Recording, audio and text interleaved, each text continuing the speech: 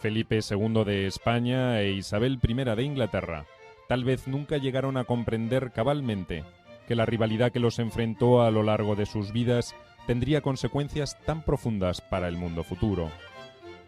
Esa puja alteró en forma definitiva y permanente las concepciones geopolíticas de Europa en la segunda mitad del siglo XVI e inauguró una tendencia que llegaría hasta el siglo XX. La naturaleza del conflicto modificó los usos cotidianos de la guerra. Ya no se dirimiría solo en el territorio continental como hasta entonces. El dominio de los mares globalizaría definitivamente el conflicto. Y quizá lo más importante, el fundamentalismo religioso proporcionó una eficiente causa ideológica para justificar el intento de imponer la hegemonía política y económica en el occidente cristiano.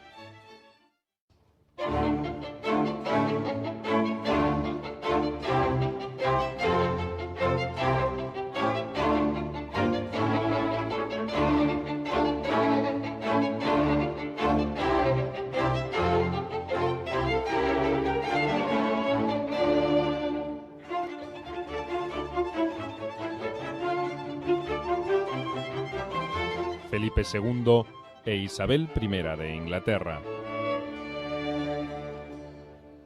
El caso de Felipe II y de Isabel I de Inglaterra, Isabel Tudor, es un caso enormemente interesante porque plantea dos planos de análisis, el plano de la realidad y el plano de lo que pudo ser, el plano de las hipótesis contrafactuales a las que muchos historiadores son aficionados, a plantearse lo que hubiera podido ser y no fue.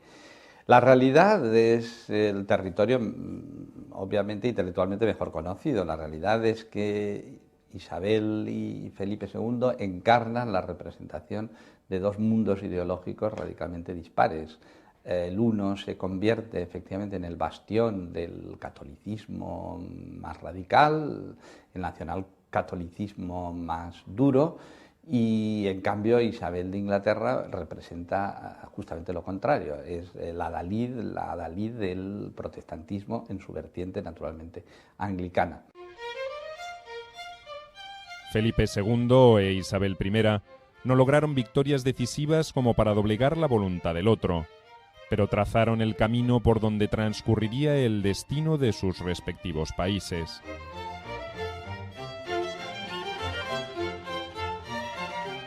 Felipe nació para ser rey. Isabel, por su origen ilegítimo, lo fue casi por casualidad. El soberano español creció protegido por la poderosa influencia de un Carlos V, que lo preparó para el gobierno de la nación más poderosa de la época. La reina inglesa vivió en riesgo permanente por los vaivenes conyugales de su padre, Enrique VIII, y los conflictos sucesorios desatados después de su muerte en 1547. Felipe comprometió ingentes recursos económicos en una guerra interminable para mantener el control sobre los Países Bajos. Su obstinación lo llevó a involucrar en el conflicto a Inglaterra, con resultados negativos para sus intereses. Isabel apoyó a los rebeldes holandeses y flamencos, pero evitó mientras pudo una confrontación directa con España. El rey español fundamentó el poder bélico de su país en sus fuerzas terrestres. La soberana inglesa puso gran parte del esfuerzo en armar una flota que transformaría a Inglaterra en una potencia marítima de primer orden.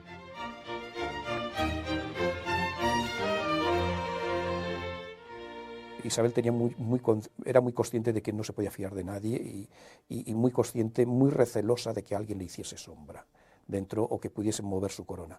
Felipe II, porque evidentemente era el monarca más poderoso y siempre pensó que él era el rey y todo el mundo le tenía que obedecer. Pero ambos eran humanistas.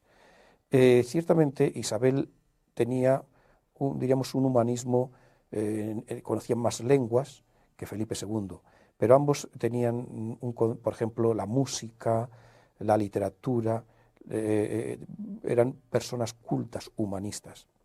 Los dos tuvieron un cambio bastante radical a mitad de su reinado, en virtud del proceso confesionalista que tuvieron que imponer. Uno se hizo radical a través del catolicismo, había que imponer el catolicismo y expulsar a los calvinistas. La otra tuvo que fiarse del calvinismo. Ciertamente que el calvinismo que impuso en Inglaterra pues va a ser criticado por esta corriente que después va a ser los puritanos, pero realmente tuvo que fundar la Iglesia anglicana.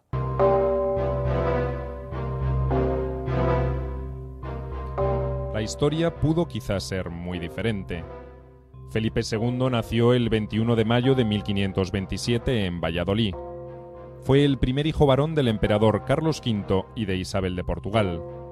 Su padre lo preparó desde su infancia para que se transformara en su sucesor en el reino de España y, eventualmente, en el Sacro Imperio Romano Germánico, que con mucho esfuerzo controló hasta su abdicación en 1556. Las obligaciones que derivaban del gobierno de tan vasto imperio obligaron a Carlos V a delegar en Felipe funciones reales en España cuando apenas contaba con 16 años. Desde 1543, el príncipe se convirtió en la representación del emperador en el reino al que los recursos de las Indias iban transformando en el más poderoso de Europa. La lealtad de Felipe a su padre Carlos V fue absoluta, aunque le imprimió su propio estilo al gobierno de España. Con mejor conocimiento de la situación del reino, se quejó en diferentes ocasiones por las gravosas contribuciones que exigía el emperador para sus campañas militares. Reservado, lacónico. A veces yo creo que le gustaba aparentar como impenetrable, como misterioso, como temible incluso. Yo creo que le gustaba provocar esa sensación de temor y de poder decir cuando alguien llegaba frente a él y realmente perdía los nervios y se quedaba, entonces sosegados, claro. Sosegados. Eso, es decir, le satisfacía muchísimo ver a aquella persona que estaba realmente temerosa y empavorecida ante esa presencia divina, casi divina del rey, ¿no? De la majestad de Felipe II. Sosegados. A diferencia de su padre, el príncipe no era un guerrero, y en esos años prefería una buena negociación antes que una nueva guerra. Pero se avino a la voluntad del emperador en todos los casos, incluso en la decisión que éste tomó en 1553 de casarlo con la nueva reina de Inglaterra, María Tudor. A la edad de 26 años, Felipe ya había enviudado de su primera mujer, María Manuela de Portugal. Cuando Carlos V resolvió fortalecer una alianza con Inglaterra a través de un casamiento con la nueva soberana, estaban adelantadas las negociaciones para un enlace del príncipe con María, la hermana del rey de Portugal, Juan III. Pese a la cuantiosa dote que aportaría la princesa portuguesa a la siempre endeudada corona española, el emperador prefirió privilegiar los aspectos políticos a los económicos. Las consecuencias de esta decisión serían enormes. Hay que tener en cuenta que Felipe II se convierte en soberano de los Países Bajos y al mismo tiempo se convierte en rey consorte de Inglaterra. La alianza de María Tudor con Felipe II es una alianza al estilo del matrimonio entre Fernando e Isabel, los reyes católicos. Es decir, que hay una unión entre ellos y que implica también una unión de los reinos, pero con las mismas condiciones en las que trataban los reyes católicos. De tal manera que si hay un heredero, se convertiría en rey de Inglaterra y rey de España. Pero ¿qué ocurre? Como Felipe II también es rey o soberano de todos los Países Bajos, Felipe II ve una oportunidad muy buena en la alianza con Inglaterra para favorecer el mercado y la alianza en general mercantil, comercial, de los Países Bajos con Inglaterra, porque eso también beneficiaba a España. Entonces, son tratados muy favorables realmente tanto a los Países Bajos como a Inglaterra.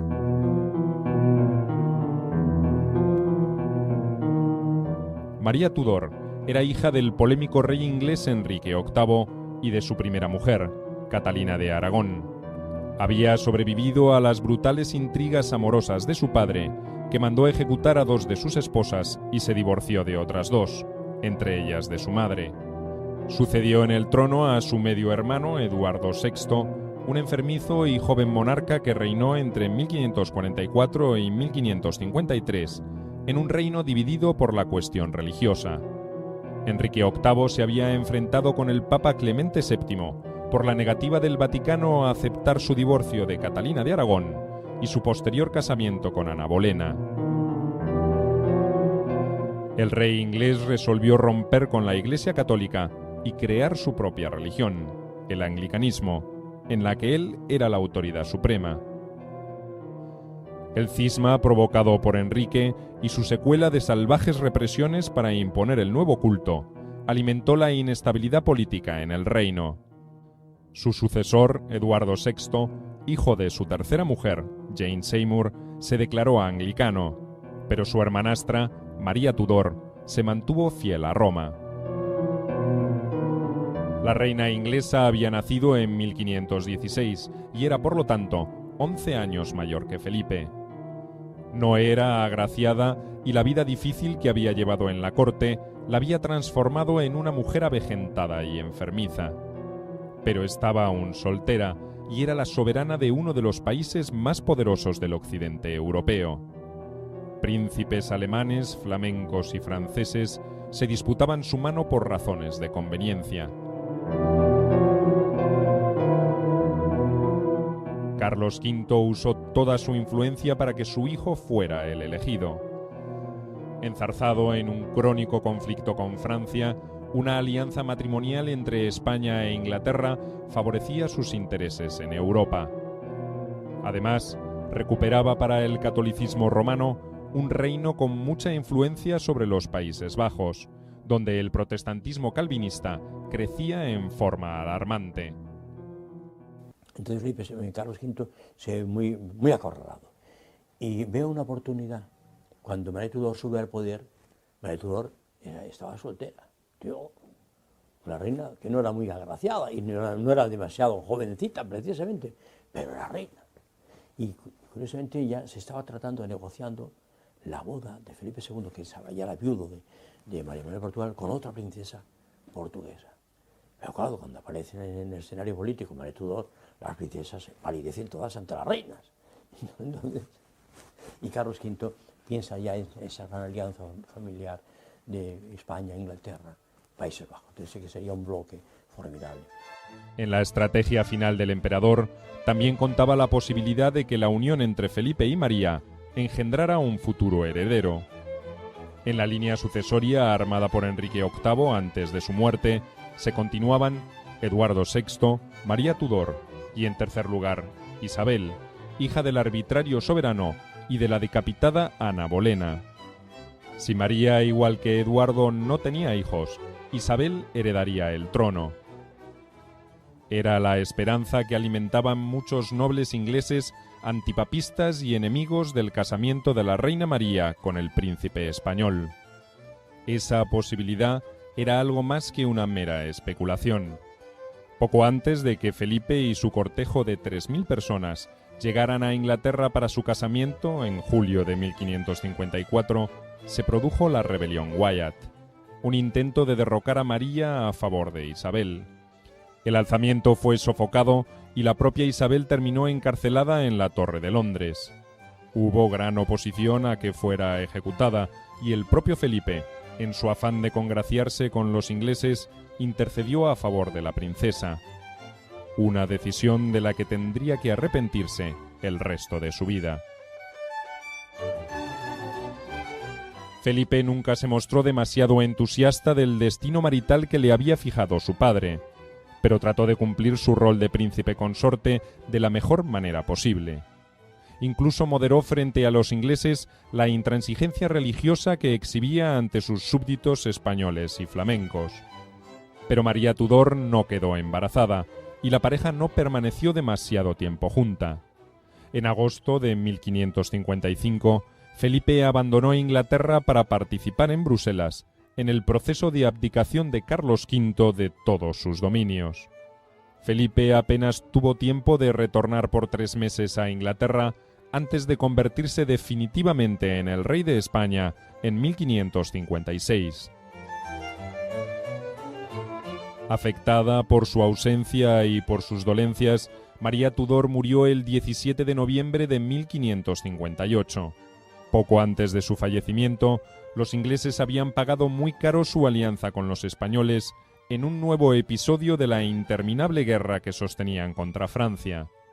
Perdieron definitivamente la ciudad de Calais, la última posición de Inglaterra en tierra francesa. La derrota enfriaría los ánimos de los partidarios de la alianza, sobre todo tras la llegada de Isabel al trono.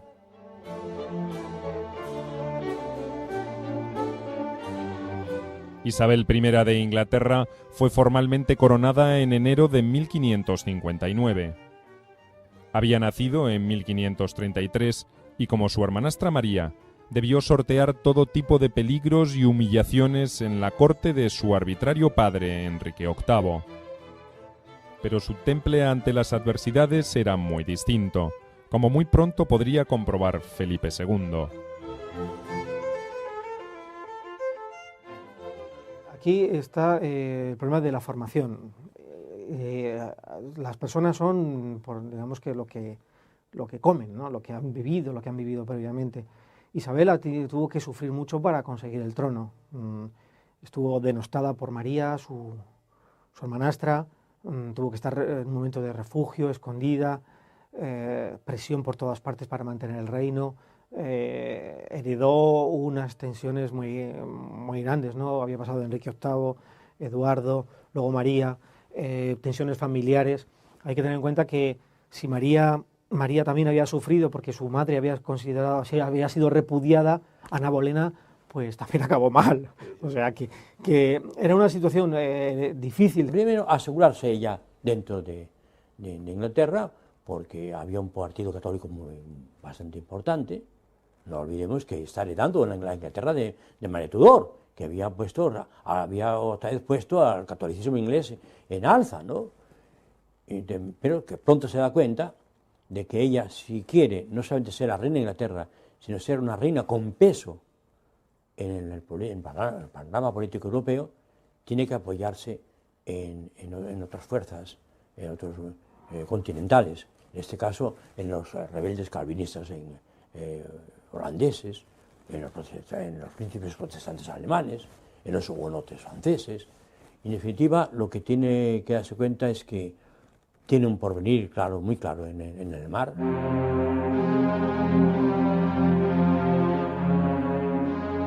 Como hija de Ana Bolena, la mujer por la que Enrique VIII había provocado su ruptura con el Papa, la legitimidad de los títulos de Isabel para convertirse en reina de Inglaterra eran cuestionados en la Europa católica. Mucho más cuando la nueva soberana no parecía dispuesta a aceptar su obediencia al Vaticano.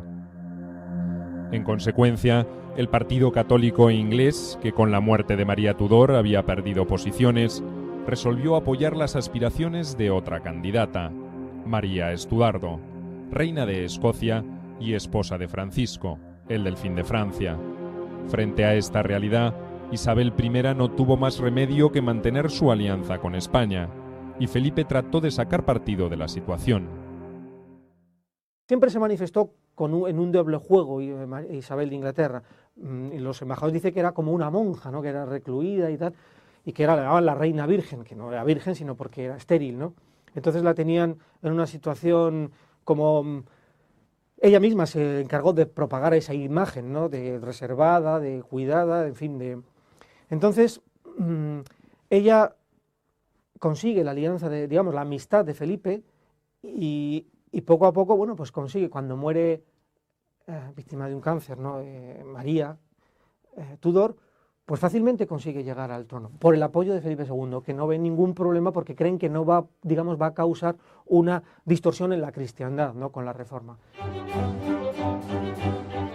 La nueva reina inglesa no era tampoco una belleza, pero era joven y también soltera. El ahora rey de España intentó reeditar la jugada que había imaginado su padre, Carlos V, y le ofreció casamiento. Los negociadores españoles interpretaron que Isabel no podía negarse. Necesitaba la protección de Felipe para neutralizar el riesgo de una presión francesa en su contra y para legitimar su gobierno ante las potencias europeas. La reina, por cierto, no se negó, pero dilató cualquier compromiso y en paralelo acentuó su distancia con Roma. Para el soberano español esa actitud fue poco menos que intolerable. La rechaza porque jugó demasiado fuerte. Pensaba que podía, digamos que estaba presionando en las capitulaciones. Quería unas capitulaciones muy favorables y presionó tanto. Felipe II tampoco es que estuviera enamorado de ella, ¿no? Veía que, bueno, pues que era una situación que era la ley que convenía a los intereses de la monarquía. Entonces, digamos, bueno, vamos a aguantar a ver las presiones que me hace Isabel, y digamos que encontró una pretendiente mejor, Felipe. Al poco tiempo encontró que se podía casar con una mujer muchísimo más joven y más guapa, y que estaba muy enamorada de ella, que era Isabel de Valois, porque comprendió que la alianza francesa era mejor que la inglesa. Y dijo, bueno, pues vamos a cambiar, con gran disgusto de Isabel, porque dijo, me han dejado por otra, ¿no? Porque ella le dijo no, pero cuando al mismo tiempo que le decía no, ya estaba el rey pactando otra alianza. O sea que fue, digamos que se pasó de rosca.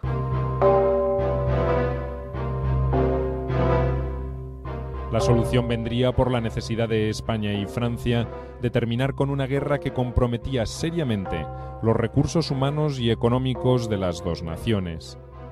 El Tratado de Cateau-Cambrésis, en abril de 1559, sería uno de los grandes logros del reinado de Felipe II, porque consagraría la paz entre los dos reinos por más de un siglo, aunque abriría las puertas a su enemistad definitiva con Inglaterra. Según los términos del tratado, Francia se comprometía a devolver posiciones españolas capturadas en Flandes, pero no haría lo propio con Calais, reclamada por los ingleses. España no objetó ese punto, quizá porque otra parte del acuerdo consignaba que Felipe II se casaría con la princesa Isabel de Valois, hija del rey Enrique II, una forma muy conveniente de saldar las diferencias. La paz no conformó a parte de la nobleza francesa, y mucho menos a los ingleses, que reaccionaron cerrando filas en torno a Isabel I. La reina ya no tenía nada que ocultar. En mayo de 1559, el Parlamento volvió a ratificar que la corona era la cabeza de la Iglesia anglicana. El cisma con Roma estaba de hecho confirmado. Los asesores españoles de Felipe II en temas ingleses, como el conde de Feria, consideraron que era inminente una guerra civil en las islas. Especularon también que Francia podía llegar a intervenir para hacer valer los derechos de María Estuardo. El rey de España estaba en sus dominios de Flandes y se aprestaba a regresar a la península por mar, escoltado por una poderosa flota. Para esos asesores era una oportunidad inmejorable. La escuadra debería dirigirse a Inglaterra para apoyar la rebelión del bando católico, derrocar a Isabel y adelantarse a cualquier maniobra francesa. Pero Felipe no era un príncipe con ansias de conquista. Acababa de concluir favorablemente un tratado de paz y no estaba dispuesto a iniciar otra guerra. Además, no era partidario de las decisiones apresuradas ni de los gestos audaces. No en vano, sus contemporáneos lo habían bautizado con el epíteto de «el prudente». El proyecto fue abandonado. Felipe II tenía otras razones para retornar a España. En la península se había detectado un supuesto brote de luteranismo que sería aplastado sin consideración alguna y que mostraría la peor cara del rey.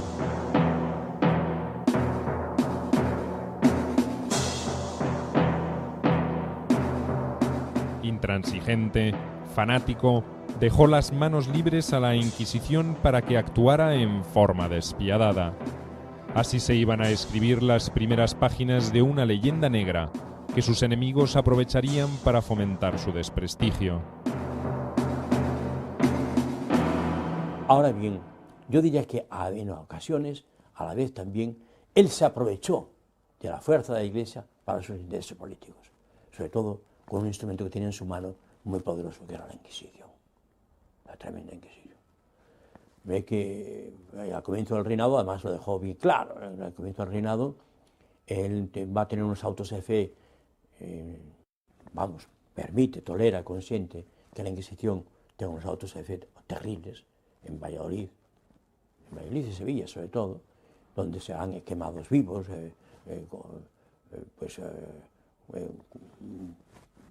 personas que consideradas y proclamadas como herejes y que todavía no estamos más seguros de que eso era del todo cierto, pero en todo caso una barbarie. Vamos.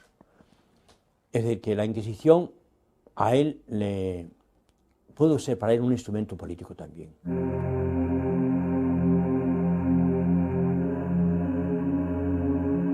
Había, con todo, motivos para entender semejante actitud.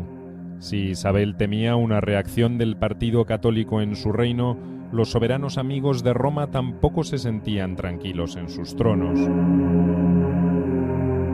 En Francia, el poder de los reformados hugonotes abría un proceso de inestabilidad política que habría de provocar una sangrienta guerra civil. En Alemania, los estallidos de intolerancia eran frecuentes, y en Flandes, la rebelión independentista contra España estaba desde sus inicios asociada a la cuestión religiosa. Aunque no fue la única razón, el fundamentalismo católico enarbolado por Felipe II, como respuesta a lo que parecía una imparable ola de protestantismo luterano y calvinista, provocó el estallido rebelde en Flandes en 1565. Un largo y gravoso conflicto consumiría los mejores recursos militares de España en una guerra sin final. España entra en guerra, precisamente se le sublevan los Países Bajos y se le sublevan no por motivos políticos, sino que los motivos políticos estaban disfrazados bajo unas causas religiosas. Guillermo de Orange, por muchas veces que se sublevó contra el rey de España, pues no tenía éxito, pero tuvo éxito cuando propuso a todos el sublevarse bajo el calvinismo. Evidentemente había una justificación clara. Este proceso, esta sublevación calvinista también coincide con las guerras de religión en Francia, en donde lo que se dilucidaba era la lucha entre católicos y calvinistas o hugonotes. Para Isabel I, esa rebelión fue casi como una bendición. La cuestión flamenca se transformó para el rey de España en una obsesión. Le permitió a la soberana inglesa ganar tiempo y fortalecer su reino. Sabía que tarde o temprano el conflicto sería inevitable y se preparó a conciencia para enfrentarlo. Isabel I tuvo en claro desde el comienzo de su reinado que alentar la independencia de los Países Bajos era conveniente por partida doble. Creaba un Estado protestante y amigo frente a sus costas y debilitaba a España, la potencia católica más poderosa del mundo. Por ese motivo, desde 1559, se encargó de favorecer a los rebeldes encabezados por el príncipe de Orange, aunque sin desafiar en forma directa el poder español en la región. Inglaterra ofrecía protección a rebeldes fugitivos, financiaba algunas operaciones militares y obstaculizaba la ayuda que España enviaba por mar a su guarnición apostada en Flandes. En 1568, una fuerza naval al mando del marino William Hawkins capturó a una flota española que transportaba dinero para los soldados que operaban en los Países Bajos. Fue como pasar un límite invisible pero peligroso. La represión contra los protestantes se incrementó y Felipe II comenzó a evaluar la posibilidad de encarar una acción decisiva contra la reina. A partir de 1584 se forma una coalición calvinista que los historiadores de hace 15 o 20 años como mucho pues han denominado como el calvinismo internacional, en donde efectivamente los calvinistas forman en toda Europa una alianza. Son los hugonotes franceses, los Gueux o los partidarios de Guillermo de Orange en Holanda y la reina Isabel de Inglaterra. Este calvinismo internacional va a luchar contra Felipe II, que era la única fuerza católica importante que existía en el continente. Y por lo tanto es el momento en donde, como está luchando contra todos los calvinistas, Felipe II se percata que no puede triunfar contra los holandeses, ni tampoco en Francia, en donde realmente no existía rey ni reina, si antes no derrota a Inglaterra. Y ese es el motivo de la Armada Invencible y ese es el motivo también de la expansión de Felipe II y de la enemistad con Isabel I. Es decir, llegó un momento en que el equilibrio europeo y los dominios de Felipe II en Flandes y en Países Bajos se veían tan amenazados por culpa del calvinismo que evidentemente había que declarar la guerra a Isabel I.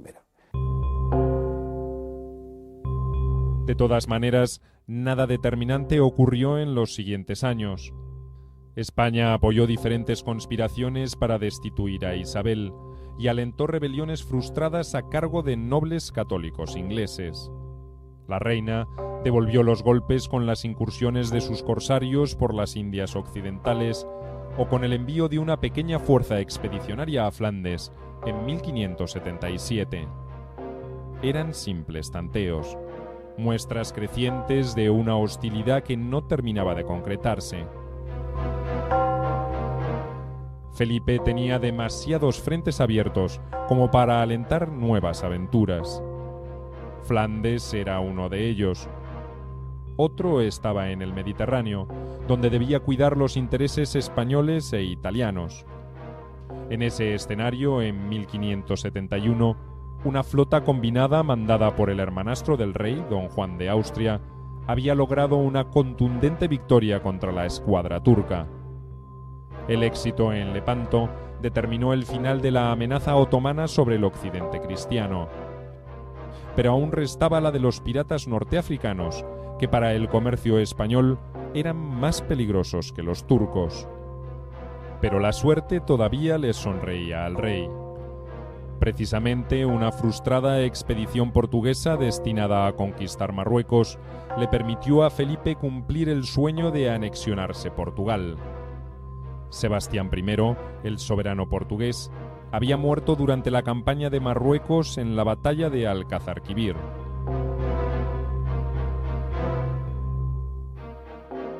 Sin herederos directos, Felipe reclamó sus derechos al trono por vía diplomática y, al final, mediante la acción militar. En 1581, esa anexión se hizo realidad.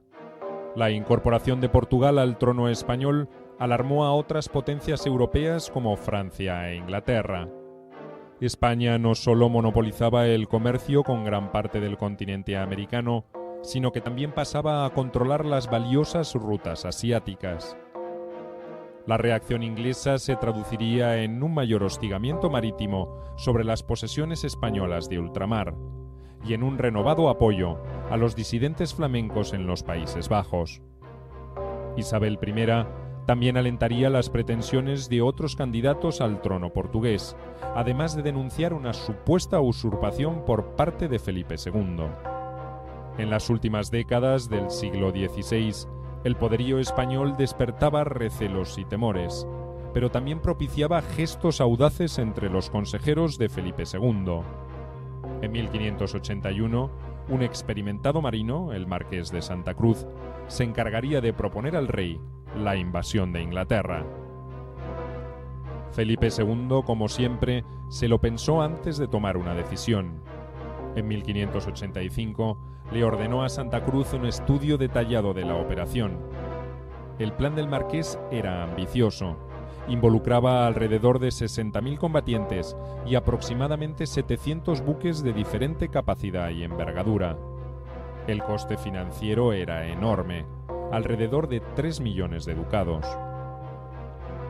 Lo que aparentemente decidió a Felipe II a dar ese paso tan largamente postergado fue la ejecución de María Estuardo. La ex reina de Escocia no había dejado de conspirar o de alentar conspiraciones contra Isabel I. Su sola existencia constituía un peligro para la soberana inglesa. En 1586 cayó en una trampa urdida por partidarios de Isabel I para dejar al descubierto sus propósitos. Fue condenada a muerte y decapitada en febrero de 1587.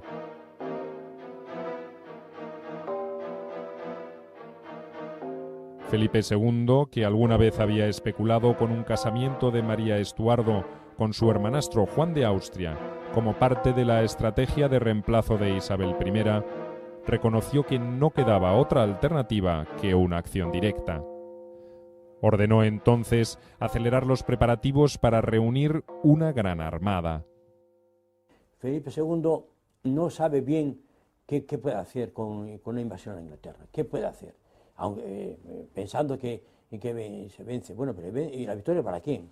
Para María Estuardo, una María Estuardo que está más bien ligada a Francia. Entonces, pero cuando muere María Estuardo, que creo recordar que muere en el 87, entonces cuando consigue que Roma vea que se pueda proclamar reina de Inglaterra a Isabel Eugenia, la hija de Felipe II, entonces ya ve una recompensa. Es decir, el esfuerzo puede, si tiene una victoria, habrá una recompensa. Mi hija podrá ser reina de Inglaterra. Pero hasta entonces no sabía bien que era una guerra sorda, pero un poco era la situación que no estaba claro qué podía hacerse contra aquella Isabel, ¿no?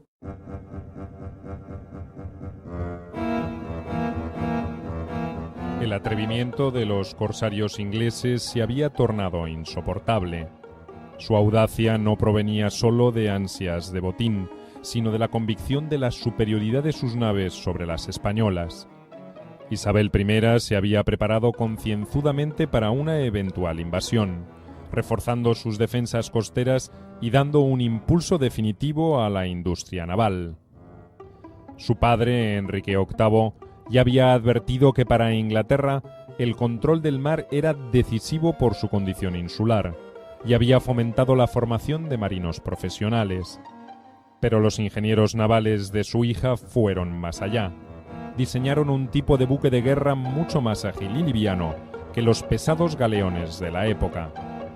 Debidamente artillados, eran armas poderosas, como lo probaría el corsario Francis Drake, quien el 29 de abril de 1587 asoló el puerto de Cádiz, el más importante de la corona española. Cuando vio que el enfrentamiento con España acabaría siendo una realidad, ya en los años 70, por tanto, 10 años antes de que se produzca el gran estallido, 10 años antes o 14 años antes, ya ella ordena a sus consejeros que vean la manera de que se reorganice la marina inglesa y que se modernice y que se haga un instrumento y que sea, por lo tanto, invencible. La Armada Invencible no. La Armada Invencible realmente fue la que consiguió Isabel Inglaterra, estableciendo un tipo de marina muy adecuada a lo que suponían los tiempos, en aquellos tiempos. Es decir, mucho más veloz que los galeones pesados españoles. Semejante humillación fue demasiada para el orgullo de la primera potencia de Europa. Felipe II urgió a Santa Cruz a acelerar los preparativos. Pero el almirante ya no tenía tanta prisa. El rey había cometido un grave error. Le había quitado el mando supremo de la expedición y lo había obligado a compartirla con el jefe del ejército español en Flandes, el general Alejandro Farnesio. Santa Cruz dilató la empresa y dejó pasar la mejor época del año para realizar el ataque, hasta que las presiones del rey terminaron por deteriorar su salud. Murió en febrero de 1588. Felipe II cometió otro error. Puso al mando de la flota al duque de Medina Sidonia, gran organizador, pero no muy competente en asuntos navales. Según la leyenda, que se encargó de culparle del proceso de la gran expedición, llegó a asegurar que se mareaba en la cubierta de cualquier buque. Acosado por el rey, a quien también le preocupaban los gastos de esa empresa que no dejaban de crecer, el duque zarpó de Lisboa el 20 de mayo de 1588. Mandaba 120 buques de diferente tamaño y calidad. El plan era derrotar a la armada inglesa en aguas del Canal de la Mancha y facilitar después el paso de las tropas de Farnesio que esperaban en Calais.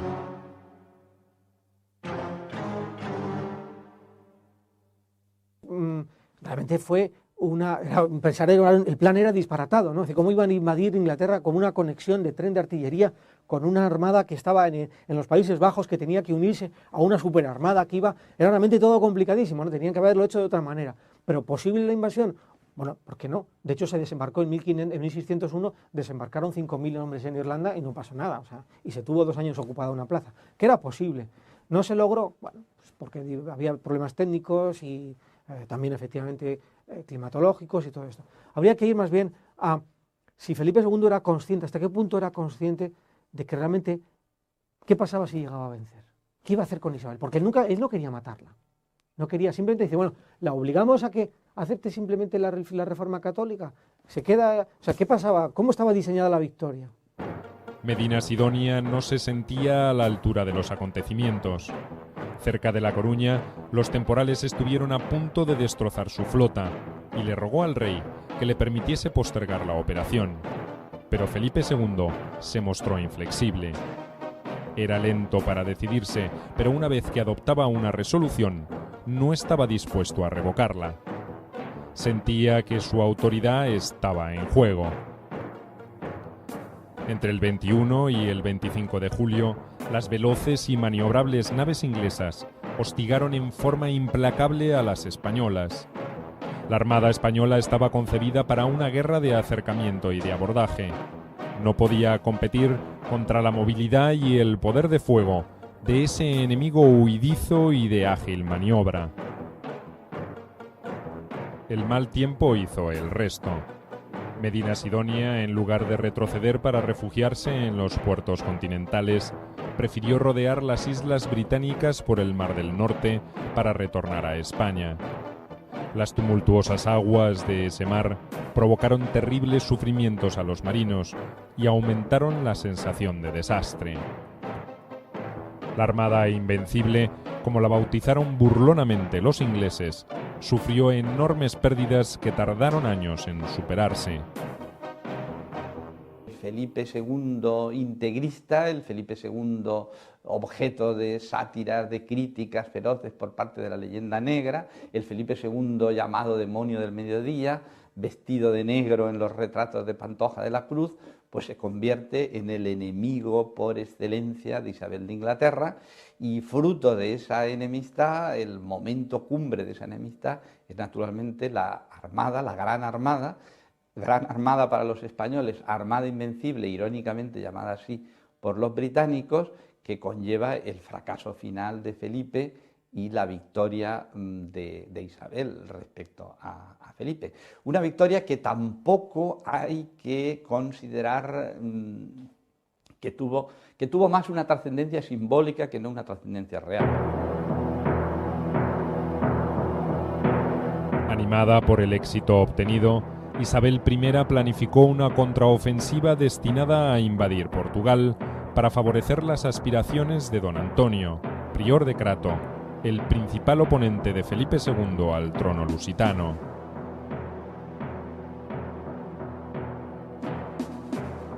La expedición mandada por Francis Drake en 1589 fracasó en su intento de tomar La Coruña y fue derrotada ante Lisboa. El desastre inglés dio un respiro a los españoles, sobre todo porque en los años siguientes registraron varios éxitos.